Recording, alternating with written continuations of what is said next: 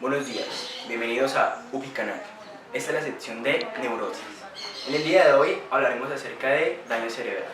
En el primer caso tenemos a la doctora Paula, quien tiene la difícil tarea de darle la noticia a la mamá de Valeria, una niña de 4 años que sufre de epilepsia.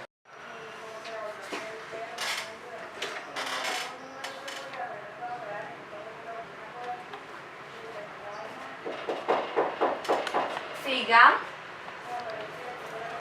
Buenos días, doctora. Buenos días, tome asiento. ¿Es usted la madre de Valeria? Sí, señora. Cuénteme, ¿qué sucede con ella? Bueno, me temo que no le tengo buenas noticias. No diga eso, por favor. Después de haber realizado los estudios pertinentes, la resonancia magnética y la tomografía computarizada y confirmado con los antecedentes familiares, se logró evidenciar un cuadro de epilepsia idiopática. ¿Cómo así, doctora? ¿Qué significa esto para mí? La epilepsia es un trastorno crónico neurológico, es decir, que involucra el cerebro. Entonces, es una enfermedad crónica y es el resultado de descargas neuronales excesivas, lo que provoca las crisis recurrentes en la niña. ¿Y esto por qué ocurrió, doctora? ¿Podrá llevar mi hija una vida normal? Bueno, como le dije anteriormente, la epilepsia de Valeria es de tipo idiopática, es decir, que es de origen genético. Respecto a si la niña podrá llevar una vida normal, bueno, como esta enfermedad se desarrolló en ella de forma precoz, es decir, antes de los 5 años, y se presume que tiene crisis generalizadas, entonces tendrá más riesgo de desarrollar problemas cognitivos a largo plazo. Dios mío, doctora, cuénteme. Aparte de las convulsiones, ¿debo estar atenta a alguna otra cosa? Bueno, Valeria podrá presentar pérdida de conciencia, acompañada de los movimientos involuntarios. Disminuirá su atención y su memoria a corto plazo. Igualmente tendrá un descenso en la velocidad del procesamiento. Bueno, a partir de ahora usted y la niña estarán en acompañamiento de profesionales. Tienen que seguir todas sus recomendaciones y asistir a los controles pertinentes. Muchas gracias, doctora. Hijita, despídase de la doctora. Hasta luego, Valeria. Hasta luego. En el siguiente caso tenemos a Claudia, una señora de 55 años a quien se le fue diagnosticada con glioblastoma multiforme.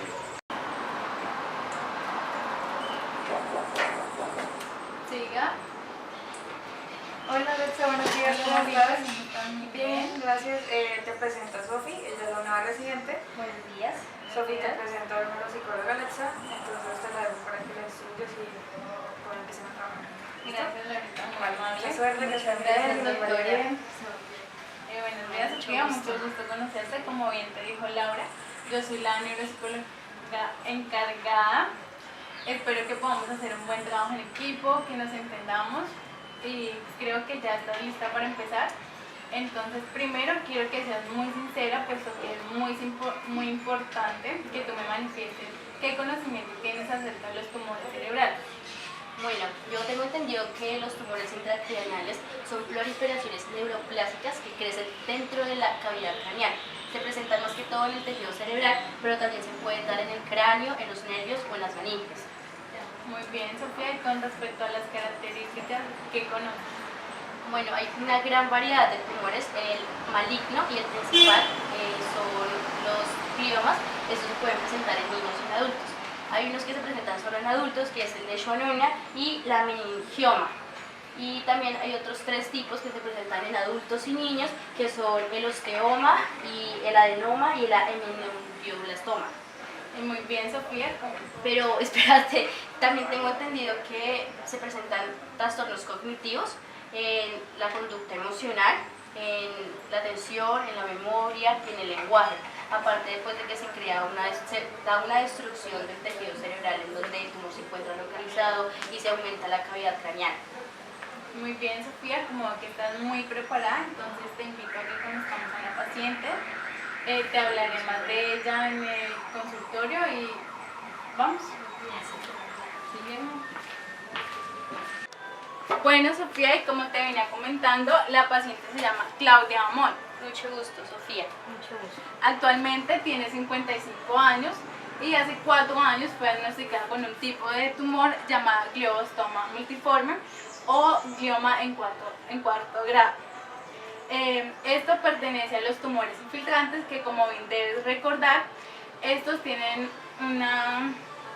mayor efecto destructivo, ya que a medida que van creciendo erosionan en el área cerebral y además inciden en los tejidos adyacentes, lo cual ocasiona la metástasis de forma rápida. Como te mencionaba, el glioblastoma multiforme tiene mayor incidencia de malignidad, ya que solo el 1% de los pacientes que atendemos sobreviven a 5 años posteriores al diagnóstico. Esto es muy común porque suele iniciar con dolores de cabeza, vómitos, convulsiones y además también afecta sutilmente la personalidad del paciente. Bueno, Sofía, ahora quiero que tú me digas si tienes algún conocimiento previo sobre el origen o los factores de riesgo que inciden en este tipo de tumores.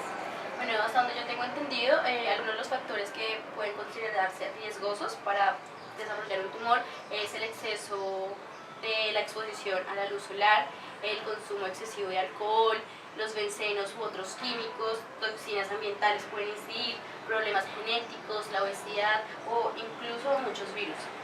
Muy bien, Sofía, entonces ya veo que estás bastante preparada, te dejo al cargo de la paciente. Espero que estés muy al pendiente de ella porque como ya sabemos está en Sus últimos días. Qué pena. Bueno, Sofía, entonces vamos a continuar conociendo el caso de otros pacientes y vas adaptándote El hospital. al hospital. A continuación, los invito a que se sintonicen en el 98.3, en la sección Entérese con Laura. Hola, buenos días. El día de hoy, en la sección Entérate con Laura, estaremos con la neuropsicóloga Ana, quien nos estará explicando las principales cuestiones que surgen en torno al trauma craneoencefálico. Hola, Ana, bienvenida. Bueno, buenos días, muchas gracias por la invitación. Uno de los propósitos de esta entrevista será abordar las principales dudas que surgen en cuanto a este tema y generar conciencia en las personas sobre buenas prácticas al momento de conducir, pues actualmente los accidentes de tránsito son una de las principales causas del trauma craneoencefálico. Vale, entiendo. Entonces, para empezar, ¿podrías explicarnos un poco qué es el trauma craneoencefálico? Claro que sí. El trauma craneoencefálico es uno de los daños cerebrales más frecuentes. Es un impacto en el cerebro causado por una fuerza externa que puede producir disminución o alteración del nivel de conciencia y que puede llevar a una disminución de las capacidades cognitivas y o físicas. Vale, entiendo. ¿Y cuáles podrían ser como las causas de esto? Bueno, dentro de las causas se encuentran los accidentes de tránsito, es una de las más comunes. Se establece que el 75% de los traumas craneoencefálicos son causados por estos. Los accidentes laborales, deportivos o caídas, que van a representar el 25% restante. Vale, entonces a continuación voy a leerte dos de las preguntas que se eligieron entre todas las preguntas del público, ¿vale? Entonces la primera es, ¿cuál es la diferencia entre un trauma abierto y un trauma cerrado? Y la segunda, ¿qué son lesiones directas y qué son lesiones indirectas? Bueno, con respecto a la primera pregunta, se pueden generar dos tipos de daño cerebral. Los traumas abiertos, que se originan por un impacto sobre el cráneo, produciendo una perforación ósea, ruptura traumática de la dura madre y herida tisular. Es decir, se va a producir una ruptura de la bóveda craneal, dejando expuesto el tejido nervioso. Este es uno de los más comunes en algunos motociclistas que conducen a alta velocidad sin casco. Mientras que en los traumas cerrados, posterior al golpe, la bóveda craneal se mantiene intacta o se puede llegar a presentar cisuras, que son agrietamientos de la capa ósea, pero internamente sí se pueden presentar edemas o hemorragias. En cuanto a la segunda pregunta, los traumas craneoencefálicos pueden llegar a provocar lesiones por traumatismo directo cuando el cráneo impacta de forma brusca con un objeto. En el caso de los traumas indirectos, es cuando el encéfalo se lesiona en el interior del cráneo tras ser sometido a fuerzas de distensión provocadas por la desaceleración repentina. Vale, entiendo. Y yo he escuchado que habían algunos niveles como de severidad, entonces ¿podrías explicarme un poco cuáles son estos? Claro que sí, son 3 niveles. Leve, no hay pérdida de conciencia. Moderado, el paciente que tiene aturdimiento, confusión, pero no hay pérdida de conciencia. Y severo, se presenta pérdida de conciencia. Se dice que entre mayor tiempo de inconsciencia, mayor será la severidad del trauma. Esto se puede evaluar a partir de la escala de Glasgow. Vaya, muy interesante. Entonces, ¿cómo podríamos de alguna forma evidenciar que existe un daño cerebral traumático posterior o no sé cómo se diría? Bueno, claro que sí. Hay unas manifestaciones que se van a presentar posterior al trauma. Hematomas. Si el impacto es muy intenso, puede presentarse hundimiento, depresión ósea, conmoción cerebral, desgarro del tejido nervioso en el lugar del impacto o en otra zona del cerebro, edema cerebral postraumático, hipertensión intracraneal, infecciones del sistema nervioso que son muy comunes en los traumas abiertos, hidrocefalia o epilepsia postraumática, que es una de las principales problemáticas que se presentan posterior al trauma. Vale, entiendo. Bueno, y lo que más nos interesa en este momento es saber cuáles son como las consecuencias a nivel cognitivo o consecuencias neuropsicológicas que llega a tener un trauma craneoencefálico. Bueno, algo para tener en cuenta es que las consecuencias se pueden presentar a mediano o a largo plazo. Dentro de estas se pueden ocasionar daños a nivel cognitivo. Por ejemplo, en la atención podemos encontrar falta de atención selectiva, incapacidad para concentrarse. En el procesamiento de la información, los pacientes pueden llegar a presentar trastornos del pensamiento, dificultades de abstracción y razonamiento, dificultades para planificar actividades, pérdida de iniciativa, disminución en la velocidad de procesamiento.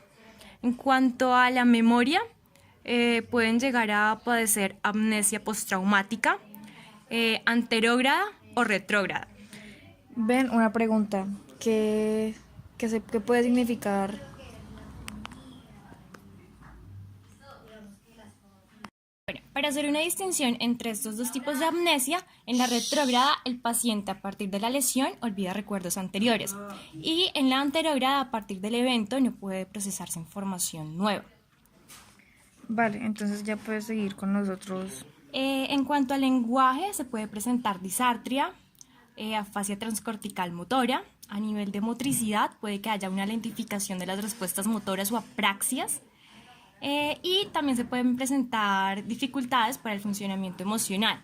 Se pueden presentar frecuentes cambios de humor, labilidad emocional, ansiedad, hipersensibilidad excesiva frente a los estímulos, egocentrismo, reacciones agresivas o coléricas, baja tolerancia a la frustración, disminución de la capacidad de autocrítica y apatía, depresión o ausencia de conciencia del déficit.